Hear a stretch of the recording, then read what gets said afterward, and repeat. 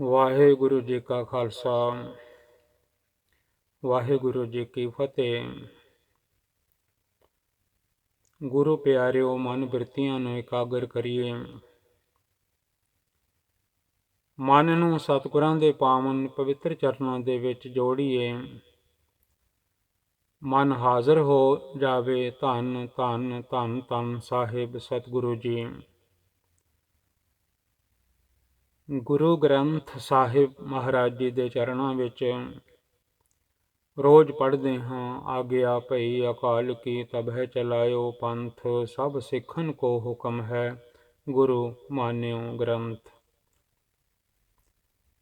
ਧੰਨ ਗੁਰੂ ਨਾਨਕ ਦੇਵ ਸੱਚੇ ਪਾਤਸ਼ਾਹ ਮਹਾਰਾਜ ਜੀ ਕਲਗੀਆਂ ਵਾਲੇ, ਬਾਜਾਂ ਵਾਲੇ ਦਸਮੇਸ਼ ਪਿਤਾ ਜੀ ਨੇ ਸਾਨੂੰ ਸ਼ਬਦ ਦੇ ਲੜ ਲਾਇਆ ਹੈ। ਸ਼ਬਦ ਗੁਰੂ ਸੁਰਤ ਧੁਨ ਚੇਲਾ, ਸਾਡੀ ਸੁਰਤ ਡਿਸਾਈਪਲ ਹੈ, ਚੇਲਾ ਹੈ। ਸੋ ਮਨ ਨੂੰ ਹਾਜ਼ਰ ਕਰੀਏ। ਜੇ ਮਨ ਹਾਜ਼ਰ ਹੋਵੇਗਾ, ਧਿਆਨ ਗੁਰੂ ਦੇ ਚਰਨਾਂ ਵਿੱਚ ਹੋ ਜਾਵੇਗਾ, ਤਾਂ ਕੋਈ ਗੁਰੂ ਦਾ ਬਚਨ ਇਸ ਮਨ ਦੇ ਪੱਲੇ ਪੈ ਜਾਵੇਗਾ। ਇਸ ਨੂੰ ਕੋਈ ਸਮਝ ਲੱਗ ਜਾਵੇਗੀ। ਜਿਵੇਂ ਸੂਈ ਦੇ ਵਿੱਚੋਂ ਧਾਗਾ ਨਿਕਲ ਜਾਵੇ, ਤਾਂ ਐਵੇਂ ਸਿਉਂਦੇ ਜਾਓ, ਕੱਪੜਾ ਜੁੜਦਾ ਨਹੀਂ, ਕਿਉਂਕਿ ਧਾਗਾ ਨਿਕਲ ਗਿਆ ਸੂਈ ਦੇ ਵਿੱਚੋਂ। ਇਸ ਕਰਕੇ ਧਿਆਨ ਦਾ ਧਾਗਾ, ਧਿਆਨ ਗੁਰੂ ਦੇ ਚਰਨਾਂ ਵਿੱਚ ਹੋਵੇਗਾ, ਤਾਂ ਕੋਈ ਇੱਕ ਅੱਖਰ ਵੀ ਮਨ ਵਿੱਚ ਵਸ ਜਾਵੇ। ਏਕ ਅੱਖਰ ਹਰ ਮਨ ਬਸਤ, ਨਾਨਕ ਹੋਤ ਨਿਹਾਲ। ਇਹਨਾਂ ਦਿਨਾਂ ਵਿੱਚ ਜਨਮ ਸਾਖੀ ਦੇ ਵਿੱਚੋਂ ਦਾਸਰਾ ਗੁਰਬਾਣੀ ਵਿਚਾਰ ਲੀਡਸ ਯੂਕੇ ਤੋਂ ਆਪ ਜੀ ਦਾ ਸੇਵਕ ਦਿਲਬਾਗ ਸਿੰਘ ਸਾਖੀਆਂ, ਜਿਨ੍ਹਾਂ ਨਾਲ ਮਨ ਉਸ ਅਕਾਲ ਪੁਰਖ ਵਾਹਿਗੁਰੂ ਜੀ ਨਾਲ ਜੁੜ ਜਾਵੇ। ਕਿਉਂਕਿ ਦੁਨੀਆ ਦੇ ਵਿੱਚ ਮਨ ਦਾ ਵਾਹਿਗੁਰੂ ਜੀ ਦੇ ਨਾਲ, ਅਕਾਲ ਪੁਰਖ ਜੀ ਦੇ ਨਾਲ ਜੁੜਨਾ ਬੜਾ ਔਖਾ ਹੋਇਆ ਪਿਆ ਹੈ। ਆਖਣ ਔਖਾ ਸਾਚਾ ਨਾਮ, ਸੱਚੇ ਵਾਹਿਗੁਰੂ ਜੀ ਦਾ ਨਾਮ ਆਖਣਾ ਬੜਾ ਔਖਾ ਹੋਇਆ ਪਿਆ ਹੈ। ਮਨ ਹੋਰ ਹੀ ਕੁਝ ਜਪਦਾ ਰਹਿੰਦਾ ਹੈ। ਸੋ ਆਪ ਜੀ ਨੇ ਕੱਲ੍ਹ ਵੀ ਬਚਨ ਸਰਵਣ ਕੀਤੇ ਸਨ। ਮੱਕੇ ਮਦੀਨੇ ਦੀਆਂ ਸਾਖੀਆਂ ਸਨ। ਅੱਜ ਵੀ ਮੱਕੇ ਦੀ ਸਾਖੀ ਹੈ। ਉਸ ਜੀਵਨ ਦੀ ਹੈ ਜਿਸ ਜੀਵਨ ਨੇ ਸਤਿਗੁਰਾਂ ਦੇ ਚਰਨ ਘੁਮਾਏ ਸਨ। ਜੀਵਨ ਮਾਰੀ ਲੱਤ ਦੀ ਕਿਹੜਾ ਸੁੱਤਾ ਕੁਫਰ ਕੁਫਾਰੀ। ਜਦੋਂ ਇਹ ਕੌਤਕ ਹੋਇਆ, ਤਾਂ ਸਤਿਗੁਰੂ ਸੱਚੇ ਪਾਤਸ਼ਾਹ ਮਹਾਰਾਜ ਜੀ ਦੇ ਕੋਲ ਸਾਰੇ ਆ ਗਏ ਸਨ। ਪੁੱਛਣ ਫੋਲ ਕਿਤਾਬ ਨੂੰ, ਹਿੰਦੂ ਵੱਡਾ ਕਿ ਮੁਸਲਮਾਨ ਹੋਈ। ਬਾਬਾ ਆਖੇ ਹਾਜੀਆਂ, ਸ਼ੁਭ ਅਮਲਾਂ ਬਾਝੋਂ ਦੋਨੋਂ ਹੀ ਰੋਈ। ਕਿਉਂਕਿ ਉਦੋਂ ਹਿੰਦੂ ਸਨ ਤੇ ਮੁਸਲਮਾਨ ਸਨ। ਧੰਨ ਗੁਰੂ ਨਾਨਕ ਦੇਵ ਸੱਚੇ ਪਾਤਸ਼ਾਹ ਮਹਾਰਾਜ ਜੀ ਨੇ ਮਗਰੋਂ ਸਮਾਂ ਪਾ ਕੇ ਜਦੋਂ 10ਵੀਂ ਜੋਤ ਆਈ ਹੈ, ਜਨਮ ਸਾਖੀ ਦਾ ਅੰਗ ਹੈ 142, 142। ਤੀਜਾ ਦੀਨ ਚਲਾਇਆ, ਮੁਸ਼ਕਲ ਥੀਆ ਆਸਾਨ। ਸਤਿਗੁਰਾਂ ਨੇ ਫਿਰ ਇਹ ਤੀਸਰਾ ਦੀਨ ਚਲਾ ਦਿੱਤਾ, ਜਿਸ ਦਾ ਨਾਮ ਹੈ ਖਾਲਸਾ ਪੰਥ। ਜੋ ਅਕਾਲ ਪੁਰਖ ਵਾਹਿਗੁਰੂ ਜੀ ਦਾ ਨਾਮ ਜਪਦਾ ਹੈ, ਜਪਾਉਂਦਾ ਹੈ, ਉਹਨਾਂ ਦਾ, ਸਤਿਗੁਰਾਂ ਦਾ ਉਚਾਰਨ ਕੀਤਾ ਹੋਇਆ ਸ਼ਬਦ ਵੀ ਅਕਾਲ ਪੁਰਖ ਜੀ ਦੇ ਲੜ ਲਾਉਂਦਾ ਹੈ। ਇਹ ਜਨਮ ਸਾਖੀ ਭਾਈ ਬਾਲਾ ਜੀ ਵਾਲੀ ਹੈ। ਦਾਸ ਜੋ ਪੜ੍ਹ ਰਿਹਾ ਹੈ ਤੋ ਸਾਧ ਸੰਗਤ ਅੰਗ ਹੈ 140। ਮੱਕੇ ਦੀ ਸਾਖੀ। ਸਤਿਗੁਰੂ ਸੱਚੇ ਪਾਤਸ਼ਾਹ ਮਹਾਰਾਜ ਜੀ ਨਾਲ ਕਈ ਸਵਾਲ ਜਵਾਬ ਉਹਨਾਂ ਕੀਤੇ ਸਨ। ਜਾਣ ਗਏ ਸਨ ਕਿ ਧੰਨ ਗੁਰੂ ਨਾਨਕ ਇਹ ਅੱਲਾਹ ਦਾ ਰੂਪ ਹਨ, ਖੁਦਾ ਦਾ ਰੂਪ ਹਨ। ਇੰਜ ਜਾਣੋ ਖੁਦਾ ਆਪ ਚੱਲ ਆਇਆ ਹੈ। ਬੜੇ ਸਾਰੇ ਵਚਨ ਜੀਵਨ ਨੇ ਕੀਤੇ ਸਨ, ਹੋਰ ਵੀ ਨਾਲ ਸਨ, ਕਿਉਂਕਿ ਹਰ ਕੋਈ ਚਾਹੁੰਦਾ ਸੀ ਸਤਿਗੁਰਾਂ ਦੇ ਮੁਖ ਦੀ ਆਵਾਜ਼, ਉਹਨਾਂ ਦੇ ਵਚਨ ਸੁਣਨ ਦੇ ਨਾਲ ਜਿਹਦੇ ਕੰਨਾਂ ਵਿੱਚ ਵੀ ਆਵਾਜ਼ ਪੈ ਜਾਂਦੀ ਸੀ, ਸਾਧ ਸੰਗਤ ਉਸ ਦਾ ਮਨ ਸ਼ਾਂਤ ਹੁੰਦਾ ਜਾਂਦਾ ਸੀ। ਸਤਿਗੁਰੂ ਸੱਚੇ ਪਾਤਸ਼ਾਹ ਮਹਾਰਾਜ ਜੀ ਨੇ ਉਹਨਾਂ ਸਾਰਿਆਂ ਨੂੰ ਬੜਾ ਗਿਆਨ ਬਖਸ਼ਿਸ਼ ਕੀਤਾ। ਕੁਝ ਗੁਰੂ ਗ੍ਰੰਥ ਸਾਹਿਬ ਜੀ ਦੀ ਗੁਰਬਾਣੀ ਹੈ ਜਨਮ ਸਾਖੀ ਵਿੱਚ, ਕੁਝ ਜਨਮ ਸਾਖੀ ਦੀ ਬੋਲੀ ਵਿੱਚ ਹੈ, ਜਿਵੇਂ ਭਾਈ ਸਾਹਿਬ ਜੀ ਭਾਈ ਬਾਲਾ ਜੀ ਨੇ ਧੰਨ ਗੁਰੂ ਅੰਗਦ ਦੇਵ ਮਹਾਰਾਜ ਜੀ ਨੂੰ ਸੁਣਾਈ ਹੈ, ਅਤੇ ਪੈੜਾ ਮੋਖਾ ਸੁਲਤਾਨਪੁਰ ਦੇ ਜੋ ਸਨ ਜਿਨ੍ਹਾਂ ਨੇ ਜਨਮ ਪੱਤਰੀ ਟਰਾਂਸਲੇਟ ਕੀਤੀ ਸੀ, ਗੁਰਮੁਖੀ ਵਿੱਚ ਬਣਾਈ ਸੀ, ਉਹ ਲਿਖਦੇ ਗਏ ਹਨ, ਜਿਸ ਦਾ ਨਾਮ ਹੈ ਜਨਮ ਸਾਖੀ ਭਾਈ ਬਾਲਾ ਜੀ ਵਾਲੀ। ਜਨਮ ਸਾਖੀ ਵਿੱਚੋਂ ਬਹੁਤ ਸਾਰੇ ਸ਼ਬਦ ਧੰਨ ਧੰਨ ਧੰਨ ਧੰਨ ਸਾਹਿਬ ਸਤਿਗੁਰੂ ਗੁਰੂ ਗ੍ਰੰਥ ਸਾਹਿਬ ਜੀ ਵਿੱਚੋਂ ਮਿਲ ਜਾਂਦੇ ਹਨ। ਹੋਰ ਵੀ ਜਿਹੜੀ ਵਾਰਤਾਲਾਪ ਹੈ, ਸਵਾਲ ਹਨ, ਜਵਾਬ ਹਨ, ਉਹ ਮਹਿੰਗੀ ਹੈ ਉਹਨਾਂ ਦੀ ਬੋਲੀ। ਫਿਰ ਵੀ ਦਾਸਰਾ ਜਿੰਨੀ ਕੁ ਰੱਬ ਨੇ ਸੁਮਤੀ ਦਿੱਤੀ ਹੋਈ ਹੈ ਕਥਾ ਕਰ ਰਿਹਾ ਹੈ ਤਾਂ ਕਿ ਸਾਰਿਆਂ ਨੂੰ ਸਮਝ ਪੈ ਸਕੇ। ਕਈ ਵਾਰੀ ਬੱਚੇ ਵੀ ਸੁਣਦੇ ਹਨ, ਜੇ ਪਹਿਲੀ ਬੋਲੀ ਉਸੇ ਤਰ੍ਹਾਂ ਬੋਲੀ ਜਾਵੇ ਤਾਂ ਕਈ ਵਾਰੀ ਕਈ ਸ਼ਬਦ ਸਮਝ ਵਿੱਚ ਨਹੀਂ ਪੈਂਦੇ। ਇਸ ਕਰਕੇ ਦਾਸਰਾ ਕੋਸ਼ਿਸ਼ ਕਰਦਾ ਹੈ ਕਿ ਕੋਈ ਨਾ ਕੋਈ ਮਨ ਵਿੱਚ ਵਸ ਜਾਵੇ ਗੱਲ, ਜਿਹਦੇ ਨਾਲ ਮਨ ਜਪਣ ਲੱਗ ਪਵੇ ਸਤਨਾਮ ਸ੍ਰੀ ਵਾਹਿਗੁਰੂ ਜੀ, ਸਤਨਾਮ ਸ੍ਰੀ ਵਾਹਿਗੁਰੂ ਜੀ। ਸਤਿਗੁਰਾਂ ਨੇ ਉਹਨਾਂ ਨੂੰ ਆਖਿਆ ਪੜ੍ਹਨਾ ਚੰਗਾ ਹੈ, ਪਰ ਪੜ੍ਹ ਕੇ ਉਹਦੇ ਤੇ ਜੇ ਅਮਲ ਨਹੀਂ ਕੀਤਾ ਤਾਂ ਸਵਾਬ ਨਹੀਂ ਮਿਲੇਗਾ, ਸੁੱਖ ਨਹੀਂ ਮਿਲੇਗਾ, ਦਰਗਾਹ ਦਾ ਰਸਤਾ ਨਹੀਂ ਲੱਭੇਗਾ। ਅਮਲ ਕਰਨਾ ਜਿਹੜਾ ਹੈ, ਪੜ੍ਹ ਪੰਡਿਤ ਅਵਰਾ ਸਮਝਾਏ, ਘਰ ਜਲਤੇ ਕੀ ਖਬਰ ਨਾ ਪਾਏ। ਦੁਨੀਆ ਨੂੰ ਬੰਦਾ ਪੜ੍ਹ ਕੇ ਸੁਣਾਉਂਦਾ ਹੈ, ਆਪਣੇ ਘਰ ਵਿੱਚ ਅੱਗ ਲੱਗੀ ਰਹਿੰਦੀ ਹੈ, ਆਪਣੇ ਘਰ ਜਲਦਾ ਰਹਿੰਦਾ ਹੈ। ਸਤਿਗੁਰੂ ਜੀ ਕਹਿਣ ਲੱਗੇ ਅਬ ਪੜ੍ਹੇ ਗੁਣੇ ਸਵਾਬ ਨਹੀਂ। ਕਹਿਣ ਲੱਗੇ ਪੜ੍ਹਨ, ਖਾਲੀ ਪੜ੍ਹਨ ਨਾਲ ਗੱਲ ਨਹੀਂ ਬਣੇਗੀ, ਪੜ੍ਹ ਕੇ ਬੁੱਝਣਾ ਪਵੇਗਾ ਖੁਦਾ ਦਾ ਨਾਮ। ਗੁਰਬਾਣੀ ਵਿੱਚ ਵੀ ਹੁਕਮ ਹਨ, ਪੜ੍ਹਿਆ ਨਹੀਂ ਭੇਦ ਬੁੱਝਿਆ ਪਾਵਣਾ। ਅਮਲ ਕਰਨਾ ਹੈ, ਖੁਦਾ ਦੇ ਕੀ ਬਚਨ ਹਨ। ਜਿਹਨੂੰ ਵੀ ਤੁਸੀਂ ਮੰਨਦੇ ਹੋ ਖੁਦਾ ਇੱਕੋ ਹੈ, ਤਿਸ ਹੈ ਸ਼ਰੀਕ ਨਾ ਦਿਸੈ ਕੋਈ। ਧੰਨ ਗੁਰੂ ਗ੍ਰੰਥ ਸਾਹਿਬ ਮਹਾਰਾਜ ਜੀ। ਖੁਦਾ ਦਾ ਹੋਰ ਕੋਈ ਸ਼ਰੀਕ ਨਹੀਂ। ਪੜ੍ਹੋ, ਪੜ੍ਹਨਾ ਭਲਾ ਹੈ।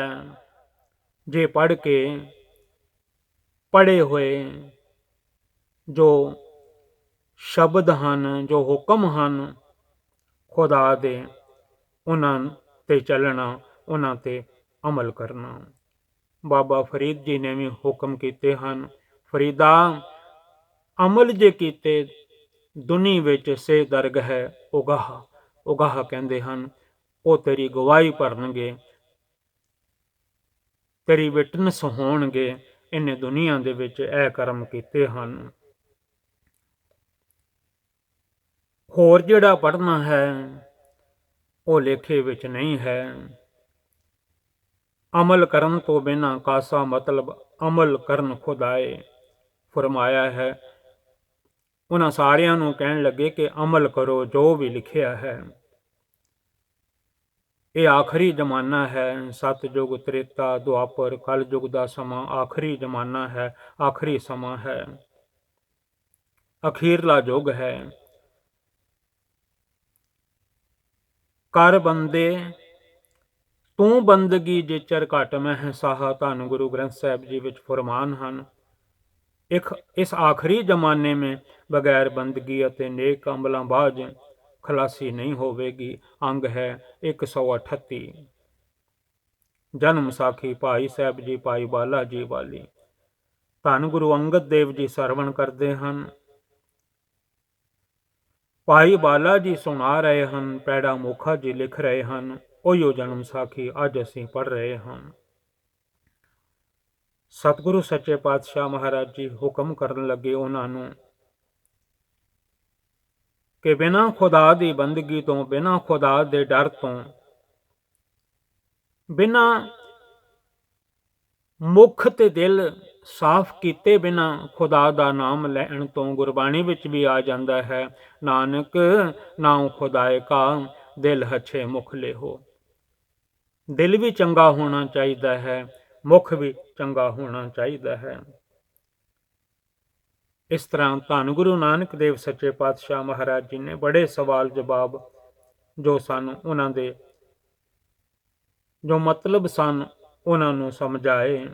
ਇੱਕ ਵੱਲ ਬਾਬਾ ਨਾਨਕ ਹੱਕ ਰਾਸਤੇ ਗੁਫਤ ਸ਼ੁਨੀਦ ਹੋਈ, ਇੱਕ ਪਾਸੇ ਧੰਨ ਗੁਰੂ ਨਾਨਕ ਸਾਹਿਬ ਜੀ ਹਨ, ਇੱਕ ਪਾਸੇ ਉਹ ਮੱਕੇ ਤੋਂ ਜਿਹੜੇ ਪੁੱਛਣ ਵਾਲੇ ਸਨ ਉਹ ਸਨ। ਸਤਿਗੁਰਾਂ ਨੇ ਆਖਿਆ ਸੱਚ ਸ਼ਬਦ ਉੱਪਰ ਨਬੇੜਾ। ਸੱਚੇ ਸ਼ਬਦ ਤੋਂ ਬਿਨਾਂ, ਵਾਹਿਗੁਰੂ ਜੀ ਦੇ ਨਾਮ ਤੋਂ ਬਿਨਾਂ, ਅੱਲਾ ਦੇ ਨਾਮ ਤੋਂ ਬਿਨਾਂ, ਖੁਦਾ ਦੇ ਨਾਮ ਤੋਂ ਬਿਨਾਂ ਤੇ ਸ਼ੁਭ ਅਮਲਾਂ ਤੋਂ ਬਿਨਾਂ ਨਬੇੜਾ ਨਹੀਂ ਹੋਵੇਗਾ। ਧੰਨ ਗੁਰੂ ਨਾਨਕ ਸਾਹਿਬ ਜੀ ਨੇ ਹਿੰਦੂ ਤੁਰਕ ਦਾ ਬਾਬਾ ਜੀ ਨੇ ਫਰਮਾ ਦਿੱਤਾ, ਜੇ ਕੋਈ ਹਿੰਦੂ ਹੈ, ਕਿਉਂਕਿ ਉਸ ਵੇਲੇ ਇਹੋ ਦੋ ਧਰਮ ਸਨ, ਆਪਣੇ ਧਰਮ ਦੇ ਵਿੱਚ ਪੱਕਾ ਰਵੇ। ਜੇ ਕੋਈ ਮੁਸਲਮਾਨ ਹੈ, ਉਹ ਵੀ ਆਪਣੀਆਂ ਨਮਾਜ਼ਾਂ ਵਿੱਚ, ਆਪਣੇ ਮਜ਼ਹਬ ਵਿੱਚ, ਜਿੱਥੇ ਜਿੱਥੇ ਅੱਲਾ ਨੇ ਜਨਮ ਦਿੱਤਾ ਹੈ, ਆਪਣੇ ਧਰਮ ਦੇ ਵਿੱਚ, ਆਪਣੇ ਮਜ਼ਹਬ ਦੇ ਵਿੱਚ ਪੱਕਾ ਰਵੇ। ਖੱਤਰੀ ਹੋਵੇ, ਵੈਸ ਹੋਵੇ, ਸ਼ੂਦਰ ਹੋਵੇ, ਜੋ ਵੀ ਆਪੋ ਆਪਣੀਆਂ ਕਤੇਬਾਂ ਹਨ, ਵੇਦ ਕਤੇਬ ਕਹੋ ਮਤ ਝੂਠੇ ਝੂਠਾ ਜੋ ਨਾ ਵਿਚਾਰੇ, ਜਉ ਸਭ ਮਹਿ ਏਕ ਖੁਦਾਏ ਕਹਿਤ ਹੋ ਤੋ ਕਿਉ ਮੁਰਗੀ ਮਾਰੇ। ਧੰਨ ਗੁਰੂ ਗ੍ਰੰਥ ਸਾਹਿਬ ਮਹਾਰਾਜ ਜੀ ਵਿੱਚੋਂ ਪੜ੍ਹ ਲਿਆ ਕਰੋ। ਸਤਿਗੁਰਾਂ ਨੇ ਹੁਕਮ ਕੀਤਾ, ਅਸੀਂ ਕਿਸੇ ਨੂੰ ਰੱਦਦੇ ਨਹੀਂ, ਪਰ ਜੇ ਕੋਈ ਰਾਹ ਸੱਚੇ ਤੇ ਨਹੀਂ ਚੱਲੇਗਾ, ਆਪਣੇ ਆਪ ਹੀ ਰੱਦਿਆ ਜਾਵੇਗਾ। ਕਿਉਂਕਿ ਦਰਗਾਹ ਦੇ ਵਿੱਚ ਰੱਬ ਦੀ ਜਾਤ ਕੋਈ ਨਹੀਂ, ਸਫਾਤ ਮਜ਼ਹਬ ਕੋਈ ਨਹੀਂ। ਉੱਥੇ ਨੇਕੀ ਤੇ ਬਦੀ ਦਾ ਹਿਸਾਬ ਪੁੱਛਿਆ ਜਾਵੇਗਾ ਕਿ ਤੁਸਾਂ ਕੀ ਨੇਕੀ ਕੀਤੀ ਹੈ, ਕੀ ਬਦੀ ਕੀਤੀ ਹੈ। ਸਾਰਾ ਖਾਤਾ ਤੁਹਾਡੇ ਸਾਹਮਣੇ ਆ ਜਾਵੇਗਾ। ਗੁਰਬਾਣੀ ਵਿੱਚ ਵੀ ਹੁਕਮ ਹਨ, ਚੰਗਿਆਈਆਂ ਬੁਰਿਆਈਆਂ ਵਾਚੈ ਧਰਮ ਹਦੂਰ। ਜਿਨ੍ਹਾਂ ਨੇ ਵੀ ਖੁਦਾ ਦਾ ਨਾਮ ਲਿਆ ਹੈ, ਉਹਨਾਂ ਦਾ ਦੁਨੀਆ ਤੇ ਆਉਣਾ ਸਫਲਾ ਹੋ ਗਿਆ ਹੈ। ਬਾਬੇ ਸਤਿਗੁਰੂ ਧੰਨ ਗੁਰੂ ਨਾਨਕ ਦੇਵ ਸੱਚੇ ਪਾਤਸ਼ਾਹ ਮਹਾਰਾਜ ਜੀ ਨੇ ਹੁਣ ਅੰਗ ਹੈ 139 ਜੀਵਨ ਤਾਈਂ ਜੋ ਵੀ ਸੁਣ ਰਹੇ ਸਨ, ਉਹਨਾਂ ਨੂੰ ਸਿੱਖਿਆ ਦਿੱਤੀ ਕਿ ਆਪਣੇ ਧਰਮ ਦੇ ਵਿੱਚ, ਮਜ਼ਹਬ ਦੇ ਵਿੱਚ ਪੱਕੇ ਰਹੋ, ਆਪਣੀਆਂ ਨਮਾਜ਼ਾਂ ਪੜ੍ਹੋ, ਦਿਲ ਵਿੱਚ ਦਇਆ ਰੱਖੋ। ਜੋ ਸ਼ੁਭ ਗੁਣ ਸਨ, ਅਮਲ ਸਨ, ਉਹ ਸਤਿਗੁਰਾਂ ਨੇ ਸਾਰੇ ਫਰਮਾ ਦਿੱਤੇ। ਇੱਥੇ ਵੀ ਲਿਖੇ ਹਨ ਉਸੇ ਬੋਲੀ ਵਿੱਚ, ਪਰ ਦਾਸਰਾ ਕਥਾ ਕਰਦਾ ਜਾ ਰਿਹਾ ਹੈ ਤਾਂ ਕਿ ਸਾਰਿਆਂ ਨੂੰ ਸਮਝ ਪੈ ਜਾਵੇ। ਨਸੀਹਤ ਦਿੱਤੀ ਬਾਬਾ ਜੀ ਨੇ ਉਹਨਾਂ ਸਾਰਿਆਂ ਨੂੰ। ਅੱਗੋਂ ਜੀਵਨ ਨੇ ਬਹੁਤ ਸਾਰੇ ਸਵਾਲ ਕੀਤੇ ਸਤਿਗੁਰਾਂ ਦੇ ਪਾਵਨ ਚਰਨਾਂ ਦੇ ਵਿੱਚ ਕਿ ਜੋ ਕਿਤਾਬ ਵਿੱਚ ਲਿਖਿਆ ਹੈ, ਸ਼ਰ੍ਹਾ ਦੇ ਵਿੱਚ ਲਿਖਿਆ ਹੈ, ਉਹ ਕਰਨਾ ਜ਼ਰੂਰੀ ਹੈ। ਸਤਿਗੁਰੂ ਜੀ ਨੇ ਬਹੁਤ ਸਾਰੇ ਉਹਨਾਂ ਦੇ ਕੁਐਸਚਨ ਸਨ। ਦਾਸਰਾ ਜਨਮ ਸਾਖੀ ਦੇ ਵਿੱਚੋਂ ਓਨੀ ਕਥਾ ਪੜ੍ਹ ਕੇ ਸਾਧ ਸੰਗਤ ਨੂੰ ਸੁਣਾ ਰਿਹਾ ਹੈ, ਜਿਨ੍ਹਾਂ ਦੇ ਵਿੱਚ ਧਰਮਾਂ ਆਦਿ ਦਾ ਕੋਈ ਝਗੜਾ ਬਖੇੜਾ ਨਾ ਹੋਵੇ, ਸਿਰਫ ਰੱਬ ਦੀ, ਅੱਲਾ ਦੀ, ਖੁਦਾ ਦੀ, ਵਾਹਿਗੁਰੂ ਦੀ, ਸਤ ਕਰਤਾਰ ਦੀ ਗੱਲ ਹੋਵੇ ਇਸ ਵੇਲੇ। ਕਿਉਂਕਿ ਮਨ ਬੜੇ ਦੁਖੀ ਹਨ, ਮਨਾਂ ਨੂੰ ਰਾਹ ਚਾਹੀਦਾ ਹੈ ਉਸ ਨਿਰੰਕਾਰ ਜੀ ਦੇ ਨਾਲ ਜੁੜਨ ਦਾ। ਧੰਨ ਗੁਰੂ ਨਾਨਕ ਦੇਵ ਸੱਚੇ ਪਾਤਸ਼ਾਹ ਮਹਾਰਾਜ ਜੀ ਦੇ ਅੱਗੇ ਜਿਹੜੇ ਕੁਐਸਚਨ ਕੀਤੇ, ਹਮਦ ਸੁਨਾਏ ਰੱਬ ਨੂੰ, ਦੋਇਮ ਨਬੀ ਰਸੂਲ, ਸੋਇਮ ਚਾਰੋ ਯਾਰ ਹਨ, ਪੜ ਕਲਮਾ ਪਵੇ ਰਸੂਲ। ਸੋ ਇਸ ਪ੍ਰਕਾਰ ਲਿਖਿਆ ਤੁਰ ਦਰਗਾਹ ਦੇ ਇੱਕੋ ਪਾਕ ਆਲਾ ਹੈ, ਉੱਪਰ ਕਲਮਾ ਨਬੀ ਪੜਿਆ ਹੋਏ ਪਾਕ ਔਰਾ ਹੈ। ਇਜ਼ਰਾਈਲ ਫਰਿਸ਼ਤਾ ਜਦ ਫੋਕਸੀ ਕਰਨ ਆਏ, ਗੁਰਬਾਣੀ ਵਿੱਚ ਵੀ ਅਜ਼ਰਾਈਲ ਦਾ ਨਾਮ ਆ ਜਾਂਦਾ ਹੈ। ਅਜ਼ਰਾਈਲ ਫਰਿਸ਼ਤਾ ਕੈ ਘਰ ਨੱਠੀ, ਅੱਜ ਕਿਹੜੇ ਘਰ ਅਜ਼ਰਾਈਲ ਫਰਿਸ਼ਤੇ ਨੇ ਕਿਸੇ ਨੂੰ ਦੁਨੀਆ ਦੇ ਵਿੱਚੋਂ ਲੈ ਕੇ ਚਲੇ ਜਾਣਾ ਹੈ। ਇਹ ਧੰਨ ਗੁਰੂ ਗ੍ਰੰਥ ਸਾਹਿਬ ਜੀ ਵਿੱਚ ਸ਼ਬਦ ਹੈ ਜਿਹੜਾ ਦਾਸ ਨੇ ਪੜ੍ਹਿਆ ਹੈ। ਇਹ ਬਹੁਤ ਸਾਰੇ ਕੁਐਸਚਨ ਹਨ। ਦਾਸਰਾ ਉਹਨਾਂ ਦੇ ਜਿਹੜੇ ਜਵਾਬ ਦਿੱਤੇ ਹਨ ਸਤਿਗੁਰਾਂ ਨੇ 139 ਅੰਗ ਤੋਂ ਸ਼ੁਰੂ ਹੁੰਦੇ ਹਨ, ਅੱਗੇ 140 ਅੰਗ ਆ ਗਿਆ ਹੈ। ਸਤਿਗੁਰੂ ਜੀ ਹੁਕਮ ਕਰਨ ਲੱਗੇ ਕਿ ਇਹ ਜੀਵਨ ਨੀਅਤ ਨੂੰ ਰਾਸ ਕਰ, ਨੀਅਤ ਵਿੱਚ ਕੋਈ ਫਰਕ ਨਾ ਹੋਵੇ। ਨੀਅਤ ਰਾਸ ਕਰਨੀ, ਸਿੱਧੀ ਕਰਨੀ, ਸੁੱਧ ਕਰਨੀ ਬੜੀ ਜ਼ਰੂਰੀ ਹੈ। ਜੀਵਨ ਨੀਅਤ ਰਾਸ ਕਰ, ਦਰਗਾਹ ਪਵੇ ਕਬੂਲ। ਤਾਂ ਦਰਗਾਹ ਦੇ ਵਿੱਚ ਅੱਲਾ ਦੇ ਦਰ ਤੇ ਬੰਦਾ ਕਬੂਲ ਗਿਣਿਆ ਜਾਂਦਾ ਹੈ, ਕਬੂਲ ਪੈ ਜਾਂਦਾ ਹੈ। ਨੀਅਤ ਦਾ ਰਾਸ ਕਰਨਾ, ਜੇ ਨੀਅਤ ਵਿੱਚ ਖੋਟ ਹੈ ਤਾਂ ਕੁਝ ਵੀ ਕਬੂਲ ਨਹੀਂ ਪੈਂਦਾ। ਸਤਿਗੁਰਾਂ ਨੇ ਸਿੱਖਿਆ ਦਿੱਤੀ, ਜੀਵਨ ਨੀਅਤ ਰਾਸ ਕਰ, ਦਰਗਾਹ ਪਵੇ ਕਬੂਲ। ਤਾਂ ਤੂੰ ਦਰਗਾਹ ਦੇ ਵਿੱਚ ਕਬੂਲ ਹੋਵੇਂਗਾ, ਪ੍ਰਵਾਨ ਹੋਵੇਂਗਾ। ਲਿਖਿਆ ਤੁਰ ਦਰਗਾਹ ਦੇ ਏਕੋ ਪਾਕ ਖੁਦਾਏ। ਜੋ ਵੀ ਕਿਤਾਬਾਂ ਵਿੱਚ ਲਿਖਿਆ ਹੋਇਆ ਹੈ, ਜੋ ਵੀ ਤੁਸੀਂ ਪੜ੍ਹਦੇ ਹੋ, ਉਹਦੇ ਵਿੱਚ ਜੇ ਕੋਈ ਪਾਕ ਹੈ ਤਾਂ ਇੱਕੋ ਖੁਦਾ ਪਾਕ ਹੈ, ਅੱਲਾ ਪਾਕ ਹੈ, ਰੱਬ ਪਾਕ ਹੈ। ਦੋਇਮ ਹੋਇਆ ਨਾ ਹੋਏਗਾ, ਦੂਜਾ ਨਾ ਕੋਈ ਹੋਇਆ ਹੈ ਤੇ ਨਾ ਕੋਈ ਹੋਵੇਗਾ। ਜੇ ਕੋਈ ਹੋਇਆ ਵੀ ਹੈ, ਹੋਇਆ ਥੀਆ ਫਨਾ ਹੈ, ਉਹ ਫਨਾ ਹੋ ਗਿਆ, ਮਿੱਟੀ ਹੋ ਗਿਆ, ਖਾਕ ਹੋ ਗਿਆ। ਰੱਬ ਇੱਕੋ ਹੈ, ਖੁਦਾ ਇੱਕੋ ਹੈ। ਮੁਫਤੀ ਕੋਈ ਨਾ ਰੱਬ ਦਾ, ਜੋ ਖੇਲੇ ਪਾਸ ਕਿਤਾਬ। ਰੱਬ ਦਾ ਸ਼ਰੀਕ ਕੋਈ ਨਹੀਂ। ਧੰਨ ਗੁਰੂ ਗ੍ਰੰਥ ਸਾਹਿਬ ਜੀ ਵੀ ਫਰਮਾਉਂਦੇ ਹਨ, ਤਿਸਹਿ ਸ਼ਰੀਕ ਨਾ ਦਿਸੈ ਕੋਈ। ਇੰਜ ਵੀ ਹੁਕਮ ਹਨ ਗੁਰੂ ਗ੍ਰੰਥ ਸਾਹਿਬ ਮਹਾਰਾਜ ਜੀ ਦੇ ਵਿੱਚ, ਅੱਲਾਹ ਪਾਕੰ ਪਾਕ ਹੈ। ਸ਼ੱਕ ਕਰੋ ਜੇ ਦੂਸਰ ਹੋਏ, ਜੇ ਦੂਜਾ ਕੋਈ ਹੋਵੇ ਤੇ ਤਾਂ ਸ਼ੱਕ ਕਰੀਏ, ਅੱਲਾ ਤਾਂ ਇੱਕੋ ਹੀ ਹੈ। ਧੰਨ ਗੁਰੂ ਗ੍ਰੰਥ ਸਾਹਿਬ ਜੀ ਵਿੱਚੋਂ ਪੜ੍ਹਿਆ ਕਰੋ। ਯਾਰ ਨਾ ਕੋਈ ਅੱਲਾਹ ਦਾ, ਜੋ ਕਰੇ ਸਵਾਲ ਜਵਾਬ। ਉਹ ਆਪ ਹੀ ਆਪ ਹੈ ਅੱਲਾ, ਕੋਈ ਦੂਜਾ ਹੈ ਹੀ ਨਹੀਂ ਕੋਈ ਜਵਾਬ ਸਵਾਲ ਕਰੇ। ਵਾਹਿਦ ਲਾ ਸ਼ਰੀਕ ਹੈ, ਕਾਜੀ ਮੁਫਤੀ ਆਪ। ਇਹ ਜੋ ਬੋਲ ਹਨ 140 ਅੰਗ ਤੇ ਹਨ। ਮੱਕੇ ਦੀ ਸਾਖੀ, ਘਰ ਜਦੋਂ ਖੋਲੋਗੇ ਜਨਮ ਸਾਖੀ ਤਾਂ ਮੱਕੇ ਦੀ ਸਾਖੀ ਪੜ੍ਹਨਾ, ਜਿਵੇਂ ਦਾਸ ਪੜ੍ਹ ਰਿਹਾ ਹੈ ਤਿਵੇਂ ਤਿਵੇਂ ਆਪ ਦੀਆਂ ਅੱਖਾਂ, ਆਪ ਦੇ ਨੇਤਰ ਵੀ ਪੜ੍ਹਨਗੇ। ਕੋਈ ਨਹੀਂ ਜਿਹੜਾ ਅੱਲਾ ਨੂੰ ਸਵਾਲ ਜਵਾਬ ਕਰ ਸਕੇ। ਨਾ ਕੋਈ ਉਹਨਾਂ ਨੂੰ ਕੋਈ ਹੁਕਮ ਕਰ ਸਕਦਾ ਹੈ, ਕਿਉਂ ਸਾਰੀ ਸ੍ਰਿਸ਼ਟੀ, ਇਹ ਜਿੰਨੀ ਮਖਲੂਕ ਹੈ, ਇਹ ਸਭ ਅੱਲਾ ਦੀ ਬਣਾਈ ਹੋਈ ਹੈ। ਵਾਹਿਦ ਲਾ ਸ਼ਰੀਕ ਹੈ, ਕਾਜੀ ਮੁਫਤੀ ਆਪ। ਉੱਥੇ ਕਾਜੀ ਵੀ ਮੁਫਤੀ ਵੀ ਆਪ ਹੀ ਹਨ। ਖੁਦਾ ਆਪੇ ਖੋਲ ਕਿਤਾਬ ਨੂੰ, ਆਪੇ ਕਰ ਹਿਸਾਬ। ਆਪੇ ਹੀ ਕਿਤਾਬ ਖੋਲ ਲੈਂਦੇ ਨੇ, ਤੂੰ ਕੀ ਕਰਕੇ ਆਇਆ ਦੁਨੀਆ ਤੇ, ਹਿਸਾਬ ਸਾਰਾ ਦੇਖ ਲੈਂਦੇ ਨੇ। ਆਪੇ ਬਖਸ਼ ਮਿਲਾਇਂਦਾ, ਦੇ ਸਜਾਈ ਆਪ।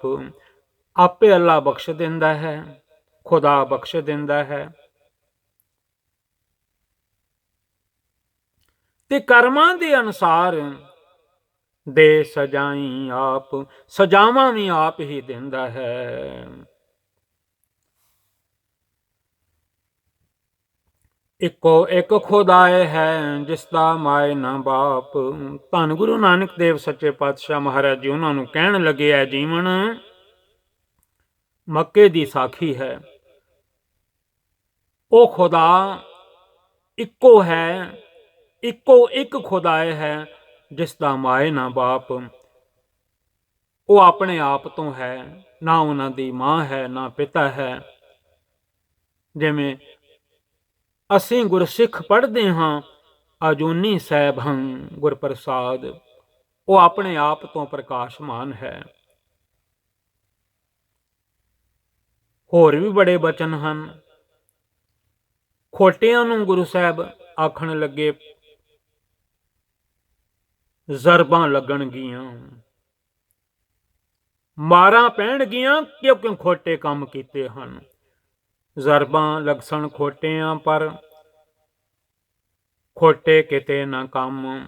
ਜੇ ਦੁਨੀਆ ਵਿੱਚ ਰਹਿ ਕੇ ਖੋਟੇ ਕੰਮ ਕਮਾਏ ਹਨ, ਤਾਂ ਉਹ ਬੰਦੇ ਬੰਦੀਆਂ ਕਿਸੇ ਕੰਮ ਨਹੀਂ। ਸਾਹਿਬ ਐਵੇਂ ਪਰਖ ਸੀ, ਜਿਵੇਂ ਸਰਾਫਾਂ ਦਮ। ਜਿਵੇਂ ਸੁਨਿਆਰਿਆਂ ਦੀ ਦੁਕਾਨ ਤੇ ਜਾ ਕੇ ਜੇ ਖੋਟ ਹੀ ਖੋਟ ਹੈ, ਚੁੱਕ ਕੇ ਪਰੇ ਮਾਰਦੇ ਹਨ, ਇਹਦੇ ਵਿੱਚ ਖੋਟ ਹੀ ਖੋਟ ਹੈ। ਇਵੇਂ ਰੱਬ ਆਪ ਸੁਨਿਆਰਾ ਹੈ, ਸਰਾਫੀ ਆਪ ਕਰਦਾ ਹੈ। ਖਰੇ ਖਜ਼ਾਨੇ ਪੌਸਨੀ, ਖੋਟੇ ਦੇ ਚੰਡਾਲ। ਜਿਹੜੇ ਖਰੇ ਲੋਕ ਹਨ, ਖਰੇ ਮਨ ਹਨ, ਉਹਨਾਂ ਨੂੰ ਆਪਣੇ ਖਜ਼ਾਨੇ ਵਿੱਚ ਖੁਦਾ ਰੱਬ ਅੱਲਾਹ ਪਾ ਲੈਣਗੇ ਤੇ ਖੋਟਿਆਂ ਨੂੰ ਵੱਖ ਕੱਢ ਕੇ ਰੱਖ ਦੇਣਗੇ। ਖੋਟੇ ਮਿਲਸਣ ਖਾਕ ਨਾਲ। ਜਿਹੜੇ ਖੋਟੇ ਹਨ, ਉਹ ਮਿੱਟੀ ਵਿੱਚ, ਖਾਕ ਵਿੱਚ ਮਿਲ ਜਾਣਗੇ। ਖਾਸੀ ਜਾਏ ਰਵਾਲ, ਉਹਨਾਂ ਨੂੰ ਮੈਲ ਖਾ ਜਾਵੇਗੀ, ਮਿੱਟੀ ਖਾ ਜਾਵੇਗੀ, ਜਿਵੇਂ ਲੋਹੇ ਨੂੰ ਜੰਗਾਲ ਖਾ ਜਾਂਦਾ ਹੈ। ਨਾਨਕ ਆਖੀ ਜੀਵਣਾ, ਮੁਖ ਤੇ ਸੱਚ ਅਲਾਏ। ਧੰਨ ਗੁਰੂ ਨਾਨਕ ਸੱਚੇ ਪਾਤਸ਼ਾਹ ਬਾਬਾ ਜੀ ਕਹਿਣ ਲੱਗੇ, ਮੱਕੇ ਦੀ ਸਾਖੀ ਹੈ, 140 ਅੰਗ ਹੈ। ਜਨਮ ਸਾਖੀ ਭਾਈ ਸਾਹਿਬ ਜੀ, ਭਾਈ ਬਾਲਾ ਜੀ ਵਾਲੀ। ਧੰਨ ਗੁਰੂ ਅੰਗਦ ਦੇਵ ਜੀ ਸੁਣ ਰਹੇ ਹਨ, ਭਾਈ ਬਾਲਾ ਜੀ ਦੱਸ ਰਹੇ ਹਨ, ਅਤੇ ਪੈੜਾ ਮੋਖਾ ਸੁਲਤਾਨਪੁਰ ਦੀ ਦੇ ਸੁਲਤਾਨਪੁਰ ਸਾਹਿਬ ਜੀ ਦੇ ਜਿਹੜੇ ਹਨ, ਉਹ ਲਿਖ ਰਹੇ ਹਨ। ਉਹਨਾਂ ਦਾ ਲਿਖਿਆ ਹੋਇਆ ਅੱਜ ਅਸੀਂ ਵੀ ਜਨਮ ਸਾਖੀ ਪੜ੍ਹ ਰਹੇ ਹਾਂ। ਜੋ ਜੋ ਗਿਆਨ ਇਹਦੇ ਵਿੱਚ ਦਿੱਤਾ ਹੈ, ਇਸੇ ਕਰਕੇ ਦਾਸਰਾ ਪੜ੍ਹ ਕੇ ਸਾਧ ਸੰਗਤ ਨੂੰ ਸੁਣਾਉਂਦਾ ਹੈ, ਤਾਂ ਕਿ ਸਾਡੇ ਮਨ ਨੂੰ ਵੀ ਕੋਈ ਸਮਝ ਪੈ ਜਾਵੇ। ਸਤਿਗੁਰੂ ਜੀ ਕਹਿਣ ਲੱਗੇ ਕਿ ਖੋਟਿਆਂ ਨੂੰ ਸੱਟਾਂ ਵੱਜਣਗੀਆਂ, ਖੋਟੇ ਕਿਸੇ ਕੰਮ ਨਾ ਆਉਣਗੇ, ਖਰੇ ਖਜ਼ਾਨੇ ਵਿੱਚ ਪਾਏ ਜਾਣਗੇ। ਗੁਰਬਾਣੀ ਵਿੱਚ ਵੀ, ਧੰਨ ਗੁਰੂ ਗ੍ਰੰਥ ਸਾਹਿਬ ਮਹਾਰਾਜ ਜੀ ਵਿੱਚ ਵੀ ਲਿਖਿਆ ਹੈ, ਸਤਿਗੁਰਾਂ ਨੇ ਖਰੇ ਖਜ਼ਾਨੇ ਪਾਈਏ, ਖੋਟੇ ਸੱਟੀਏ ਬਾਹਰ ਵਾਰ। ਪੜਿਆ ਕਰੋ ਧੰਨ ਗੁਰੂ ਗ੍ਰੰਥ ਸਾਹਿਬ ਜੀ ਦੇ ਬਚਨ। ਖੋਟੇ ਮਿਲਸਣ ਖਾਕ ਨਾਲ, ਖੋਟੇ ਮਿੱਟੀ ਵਿੱਚ ਮਿਲ ਜਾਣਗੇ। ਖਾਸੀ ਜਾਏ ਰਵਾਲ, ਉਹਨਾਂ ਨੂੰ ਜਿਵੇਂ ਲੋਹੇ ਨੂੰ ਜੰਗਾਲ ਖਾ ਜਾਂਦਾ ਹੈ, ਇੰਜ ਖਾਦੇ ਜਾਣਗੇ। ਨਾਨਕ ਆਖੀ ਜੀਵਣਾ, ਮੁਖ ਤੇ ਸੱਚ ਅਲਾਏ। ਐ ਜੀਵਨ, ਮੂੰਹ ਤੋਂ ਹਮੇਸ਼ਾ ਸੱਚ ਬੋਲੋ, ਝੂਠ ਨਾ ਬੋਲੋ, ਤਾਂ ਜਾ ਕੇ ਅੱਲਾ ਦੀ ਦਰਗਾਹ ਦੇ ਵਿੱਚ ਪ੍ਰਵਾਨ ਹੋਵਾਂਗੇ, ਕਿਉਂਕਿ ਉੱਥੇ ਹੋਰ ਕੋਈ ਨਹੀਂ ਪਹੁੰਚ ਸਕਦਾ।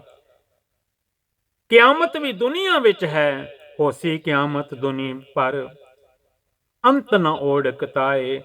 ਅੰਤ ਜਿੱਥੇ ਰੱਬ ਦੇ ਕੋਲ, ਖੁਦਾ ਦੇ ਕੋਲ ਜਾਣਾ ਹੈ, ਉੱਥੇ ਇਹ ਜੀਵਨ ਇਸ ਮਨ ਨੂੰ ਆਪ ਹੀ ਜਾਣਾ ਪੈਣਾ ਹੈ।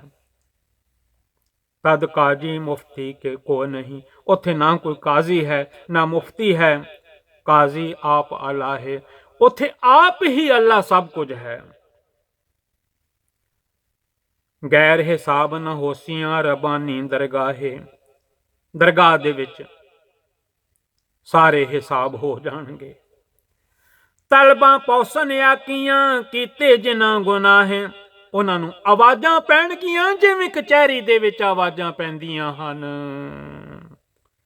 ਰੱਬ ਦੀ ਕਚਹਿਰੀ ਵਿੱਚ, ਰੱਬ ਦੀ ਦਰਗਾਹ ਦੇ ਵਿੱਚ ਤਲਬਾਂ ਆਵਾਜ਼ਾਂ ਪੈਣਗੀਆਂ। ਤਲਬਾਂ ਪੌਸਣ ਆਕੀਆਂ ਕੀਤੇ ਜਿਨ੍ਹਾਂ ਗੁਨਾਹ, ਜਿਨ੍ਹਾਂ ਨੇ ਦੁਨੀਆ ਦੇ ਵਿੱਚ ਗੁਨਾਹ ਕੀਤੇ ਹਨ, ਐ ਜੀਵਨ ਉਹਨਾਂ ਨੂੰ ਆਵਾਜ਼ਾਂ ਪੈਣਗੀਆਂ। ਉਹਨਾਂ ਨੂੰ ਆਪਣੇ ਕਰਮਾਂ ਦੇ ਫਲ ਭੋਗਣੇ ਪੈਣਗੇ, ਕਿਉਂਕਿ ਦਰਗਾਹ ਵਿੱਚ ਸਭ ਕੁਝ ਮਿਲ ਜਾਂਦਾ ਹੈ। ਜੋ ਦੁਨੀਆ ਦੇ ਵਿੱਚ ਬੰਦਾ ਕਰਦਾ ਹੈ, ਦਾਸ ਪੜ੍ਹਦਾ ਹੁੰਦਾ ਹੈ, whatever we have done in this world, good or bad, its fruit will be found in old age and even after death.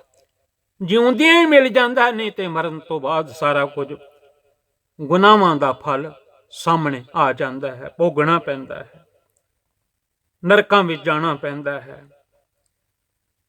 ਤਲਬਾਂ ਪੌਸਣ ਆਕੀਆਂ ਕੀਤੇ ਜਿਨ੍ਹਾਂ ਗੁਨਾਹ, ਜਿਨ੍ਹਾਂ ਨੇ ਗੁਨਾਹ ਕੀਤੇ ਹਨ, ਓਏ ਪੌਸਣ ਦੋ ਜਿਕਹਾਵੀਏ ਗਲ ਸੰਗਲ ਰੂਏ ਸਿਆਹ, ਉਹਨਾਂ ਦੇ ਗਲ ਵਿੱਚ ਸੰਗਲ ਪੈਣਗੇ।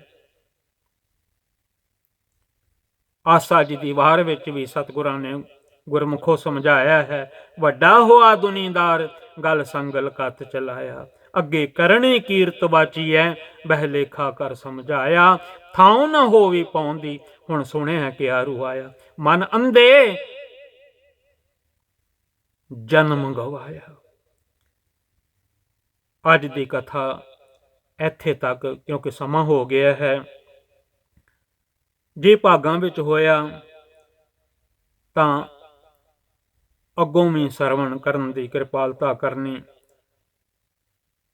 ਅੱਗੇ ਸਤਿਗੁਰਾਂ ਨੇ ਗੁਰਬਾਣੀ ਵਿੱਚੋਂ ਬੜੇ ਗਿਆਨ ਦਿੱਤੇ ਹਨ, ਸ਼ਬਦ ਗੁਰੂ ਗ੍ਰੰਥ ਸਾਹਿਬ ਜੀ ਦੇ ਵੀ ਸਾਹਮਣੇ ਆ ਰਹੇ ਹਨ, ਨਸੀਹਤਾਂ ਆ ਰਹੀਆਂ ਹਨ, ਹਿੰਦੂਆਂ ਦੇ ਤਾਈਂ ਮੁਸਲਮਾਨਾਂ ਨੂੰ ਤਾਂ ਦੇ ਰਹੇ ਹਨ, ਕਿਉਂਕਿ ਉੱਥੇ ਗਏ ਸਨ ਮੱਕੇ।